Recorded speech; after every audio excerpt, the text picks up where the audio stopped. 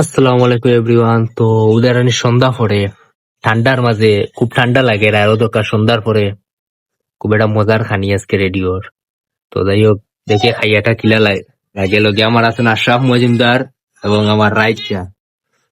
তো দেখিলা জিনিসটা কিলা লাগে খাইয়া।